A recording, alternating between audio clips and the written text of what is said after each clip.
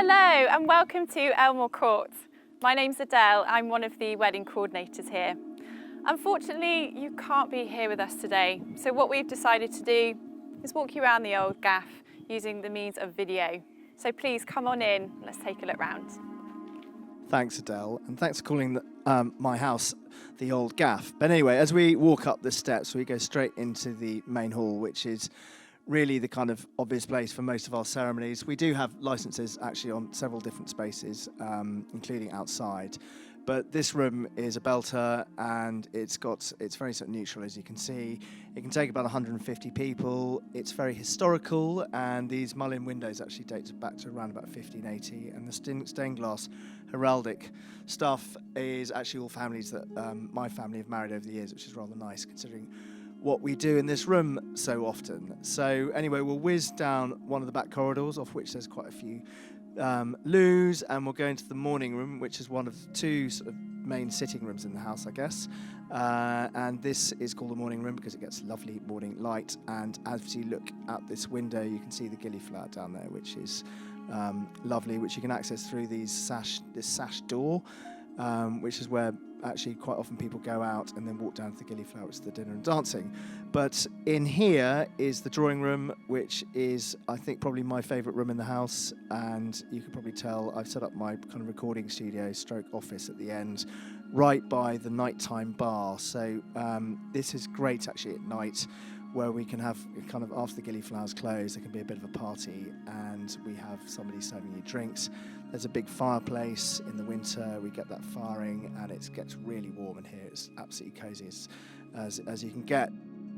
So the great thing about these rooms is they're fantastic for the reception, particularly if the weather's not so good. So after the ceremony, you can go in here. But if necessary, we can just move all the chairs, and you can see they all link together really nicely.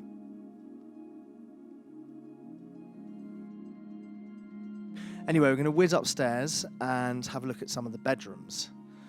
First up is the master suite, and we've whizzed in here. The master suite has historically always been the kind of, to put it this way, I inherited the house from my uncle, and that's where him and his wife lived before they moved on. So this is the dressing room, and what's so good about this is there's two bedrooms and there's loads of space, particularly actually getting ready prior to the ceremony. It's really good. You can see there's a big mirror, and also if you want to use the room and say one of the other rooms has chosen a bridal suite, then this room is great because you can actually have there's two big double beds. I mean, when you say big double beds, the one in the main room, which we'll have a look at in a second, is huge. But the bathroom is lovely, and we love it. It's got a lovely roll-top bath, and you know, it's got a really good shower and all those sort of things. It's got underfloor tiled heating, and it's great. And you would see the mirror, but obviously you'd be able to see the cameraman if you did. So let's go and have a look in the master bedroom. This is well, it's just great. I mean, look at that bed. It's a Caesar bed. You get Emperor, then you get Eastern Emperor, and then you get Caesar. It's an absolute belter. So it's a great room for the first night of your wedding, marriage, life, etc. So I would strongly recommend.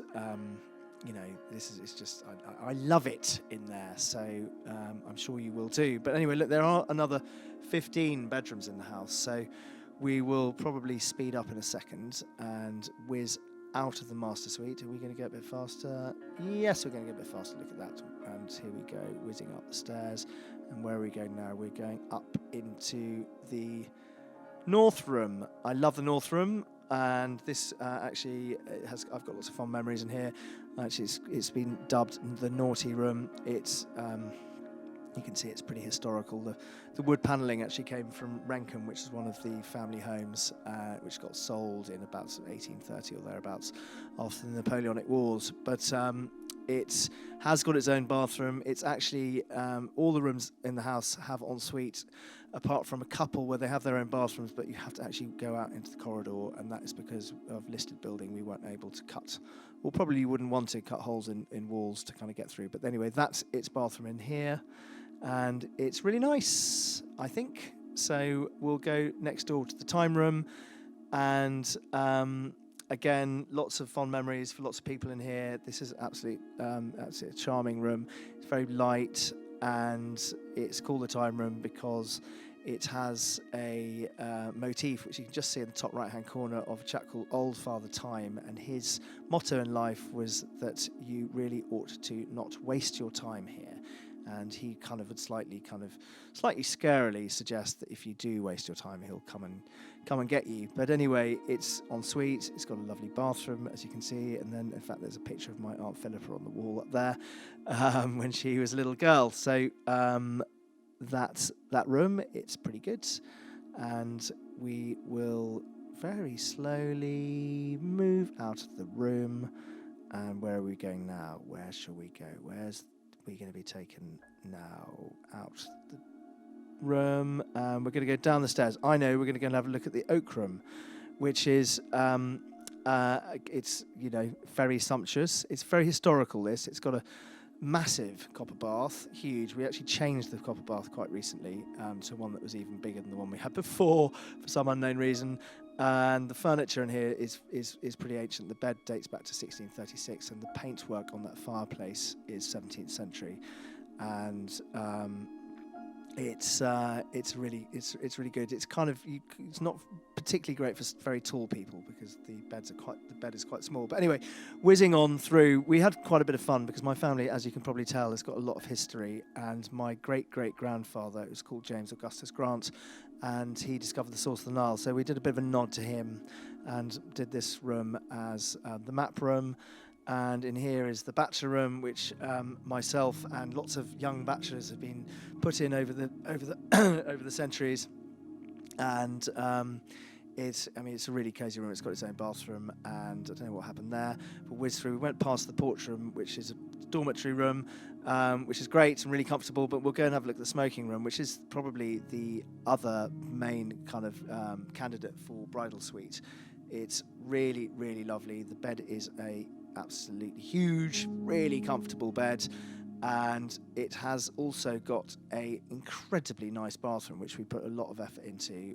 That bath was a nightmare because we had to actually crane it through the window to get it in, but it's really deep, and the shower and everything else, it's got on-the-floor heating as well, is of the highest quality. And obviously we don't like to cut corners, but anyway, let's whiz through, and we'll go through to the pink area of the house, which is actually where my family and I lived for quite a long time, and then we converted it into extra accommodation and have moved out to a farm just down the road.